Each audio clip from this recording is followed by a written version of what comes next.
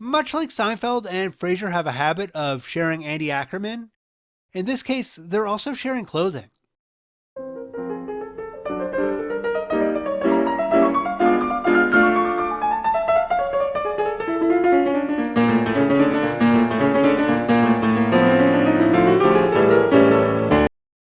Hello, and welcome to the 17th installment of Frasier Fridays, where all the salads are tossed and all the eggs are scrambled. Today, we're looking at Season 1, Episode 17 of Frasier, entitled A Midwinter Night's Dream. We really haven't talked a lot about the titles here, but nearly all of them have been a reference to something. And this one is no exception. This episode's title is a reference to the William Shakespeare play, A Midsummer Night's Dream. I know we haven't even got to the ratings yet, but if you're looking for a rabbit hole to go down, there's a theory that Shakespeare is actually Sir Francis Bacon and an illegitimate heir to the throne. I don't know how much credence there is to this theory, but from what I've heard about it, it at least seems interesting. Anyway, A Midwinter Night's Dream originally aired on February 10th, 1994, with production code 115. Meaning it takes place before or prior to episodes. Coming back from the massive ratings last week with Lilith's return, we have a slight decline by 300,000 viewers to 32.8 million. Considering prior to Lilith's appearance, we didn't have any episodes break the 30 million mark, I would consider this a great win for the series. Even with the impressive hold week over week, Seinfeld is back on top, pulling in a record-tying 35 million viewers. Frasier may be losing in the ratings race again, but this episode is anything but a loser. My favorite writing team of Ramberg and Flett turned in the script for this episode, and it's up to par with everything else they've done. David Lee is back on direction this week, for the second time. He'll direct another 39 episodes of the series across all 11 seasons, and act as a producer for the entirety of the show. We talked a bit about Lee during the 4th episode, I Hate Frasier Crane, when he first took on direction duties. During that time, we only talked about his direction, and we didn't focus on any of his production credits, which is really what he's known for. Lee acted as a producer first for The Jeffersons before being brought on to Cheers. From there, he went on to be one of the creators for both Wings and Frasier. Once Frasier ended, Lee was finished with the television world and set his eyes to producing on Broadway. There he's produced several musical revivals, including Camelot, Can-Can, and the Reba McEntire starring South Pacific. This week's intro is the elevator and the Space Needle. This ties it with the red blinking dot intro at 5 apiece. We've seen the lights all over the city 4 times, and the nothing happening intro 3 times.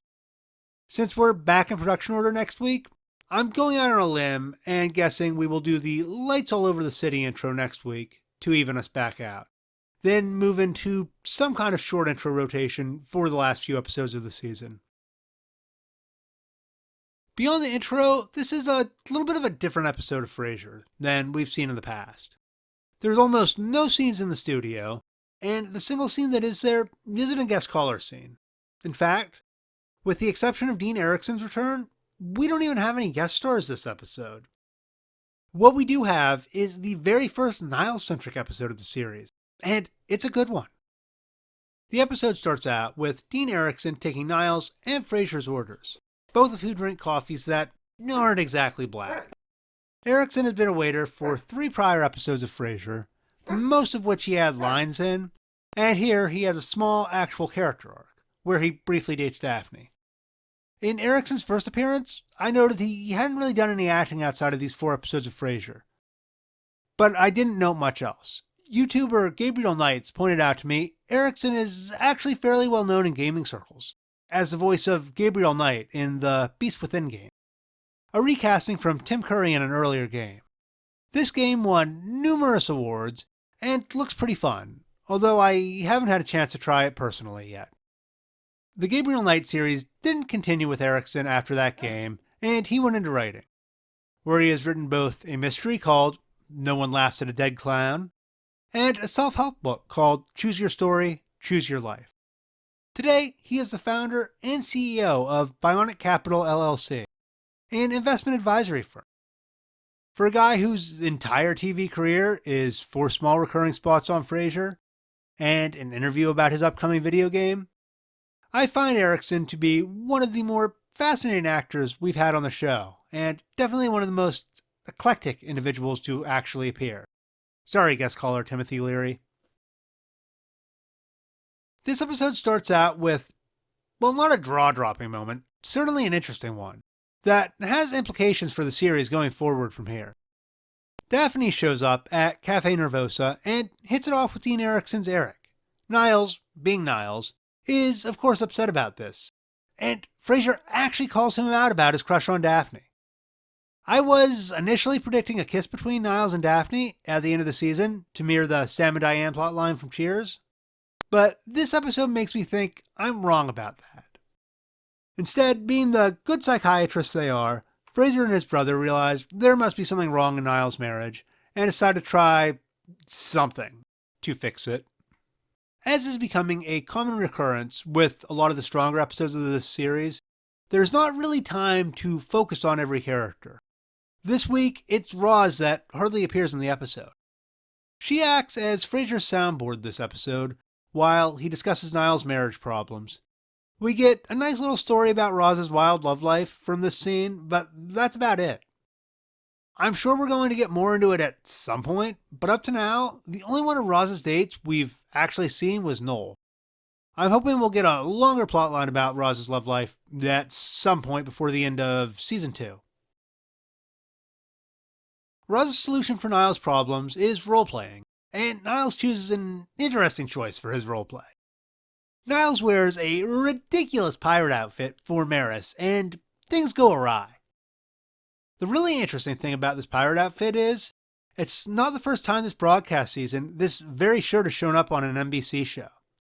Much like Seinfeld and Frasier have a habit of sharing Andy Ackerman, in this case, they're also sharing clothing. This is the same shirt Jerry Seinfeld wore during Season 5, Episode 2 of Seinfeld, entitled The Puffy Shirt. That episode aired on September 23rd, 1993, so a little less than 5 months before this episode of Frasier. The puffy shirt from Seinfeld is actually part of the Smithsonian American History Collection now. It is not currently on display. An interesting and slightly dated bit of dialogue we get during this scene comes from Frasier, who says Niles was playing Pirates of the Caribbean. Today, the first thing that came to my mind is the 2003 Johnny Depp classic, Pirates of the Caribbean, The Curse of the Black Pearl. At the time this episode came out, that film was nearly a decade away. What did exist is the Disneyland ride bearing the same name. It first appeared in 1967 and was the very last ride Walt Disney had a hand in making, premiering at the park just 3 months before his death. There are additional versions of this ride in both the Paris and Shanghai Disney parks. Just before Niles crashes on Frasier's couch, he gives us a comment that he wishes he could cry, but it's not in his nature. Right after this, Daphne comes home from her date, has a good night kiss, and causes Niles to have a miniature breakdown, where he very much does cry. This scene feels a little out of place with the rest of the episode, where Niles ultimately comes to the conclusion that he does love Maris. Daphne then offers to help Niles cook for Maris to help repair the rough patch in their marriage. This conversation leads into a list of all the things Maris is allergic to, and it's, well, pretty much everything.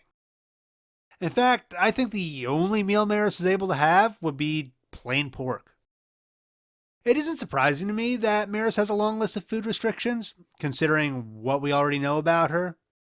What is surprising to me, and what we'll find out in our very next scene, is Maris is very rich.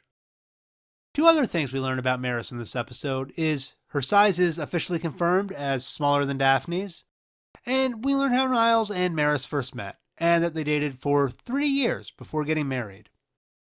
But before we get into all that, we have another interesting little thing that happens for the first time in this episode. We have a double title card. It's a funny little bit of self-awareness to the title cards, and I really like its use here. I wouldn't mind seeing something like that happen, maybe once a season, but if it ends up getting used too much more than that, it's gonna end up feeling stale. But for a one-off, it's cool, clever, and funny.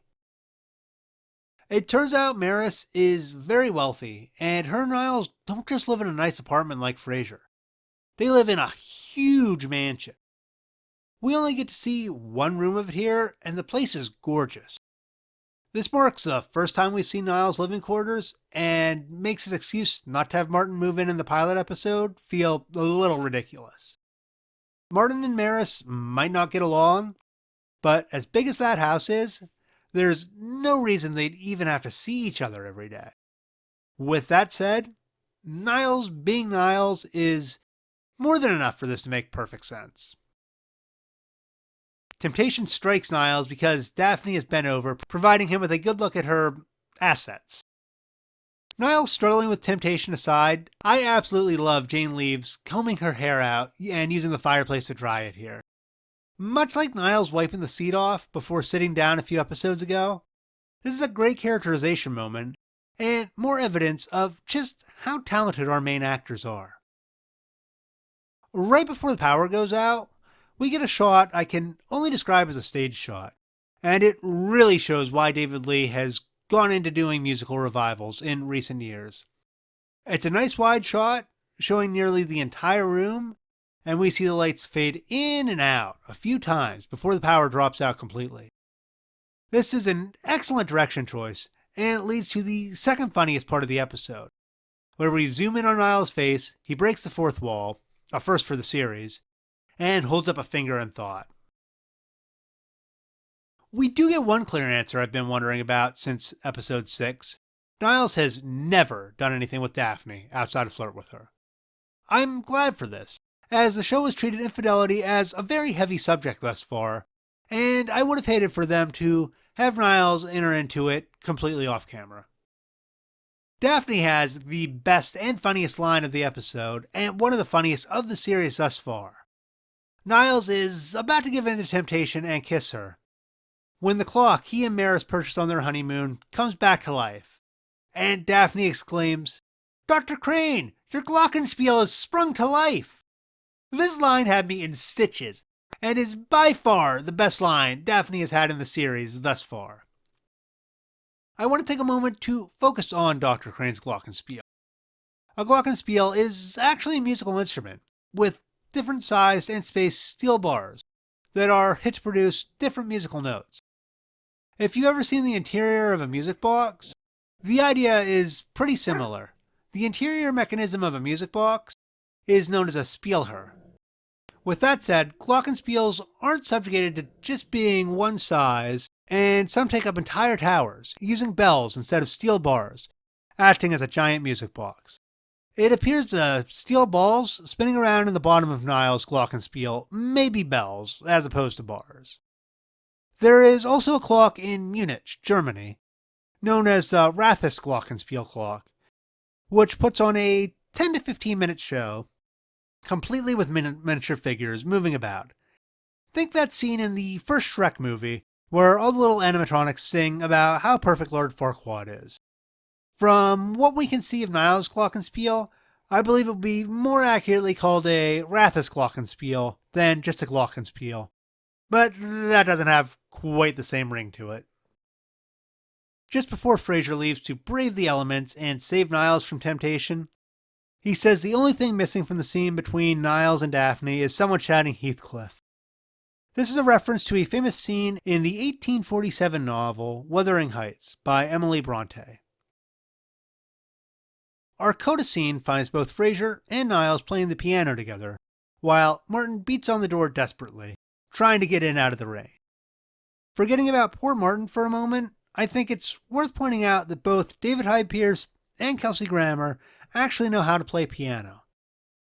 Grammer's whole family was very musically involved while he was growing up. He's played for both Broadway and London's West End theaters, and since 2000, he's actually released several albums. David Hyde Pierce has just as impressive a musical resume. He attended Yale with the intention of getting a degree in classical piano, before ultimately switching to a double major in theater and English. Due to this experience, both actors always actually play the piano when they are on screen playing it. no body doubles or pre-recorded music is used. We have 3 ties this week, all of which are repeats. Frasier's first tie was last seen in episode 13 and is making its 6th appearance here. And his second tie was last seen in episode 15 and is back for the 3rd time. Niles' tie was last seen in episode 11 and is making its 3rd appearance. Martin doesn't wear any ties, so we're still at a total of 43 ties for the Crane family thus far. There are 2 brief continuity errors in this episode. The first is the time on Niles' Glockenspiel keeps changing, and the second is at the start of the episode when Niles spills his drink. The rag he used to wipe it up disappears several times between shots. Ramberg and Flett had another fine script, and both David Hyde Pierce and David Lee show why they make a return to Broadway following this episode, and I think it's very obvious why this episode ended up on the Best of Frasier collection and garnered 2 Emmy nominations. In the past, I've commented that there's nothing much to say on the direction. With David Lee, I think that's a bit different. The man was born for stage direction, and that comes through really strongly here. Between the scene with Niles and Daphne, when the power goes out, and Eddie watching Frasier's phone ring, I love that his answering machine says, "I'm listening." It felt like this episode could have almost been a stage production, as opposed to a television episode. For our first Niles-centric episode, I'm very impressed. We finally get an acknowledgement of Niles' crush on Daphne, one that propels the plotline forward in new and interesting ways. We get to see where Niles lives, and we get to learn a lot about Maris, relatively. Despite being mainly about Niles, Daphne gets some of the funniest moments in this episode. Between drying her hair at the fireplace and her line about Niles' Glockenspiel, she nearly steals the show. I can only think of 2 small criticisms in this episode. The first being the very light use of Roz, which, as I said, is an understandable choice, given how much we focused on Niles this episode. And the second is this is the last appearance of Dean Erickson. I do like that, unlike many other love interests that don't come back, we do have an excuse here for where he's gone. He's left to pursue his music career. These minor tidbits are more just nitpicking than anything else, to have something to say here. Finally, Niles crying over Daphne's love life still doesn't sit quite right with me, given his personal self-revelations involving his love for Maris at the end of the episode. Overall, this is a very, very strong episode, and an all-around enjoyable experience. So, the next time there's a dark and stormy night, settle in with your favorite puffy shirt, and watch this 9 out of 10 episode of Frasier.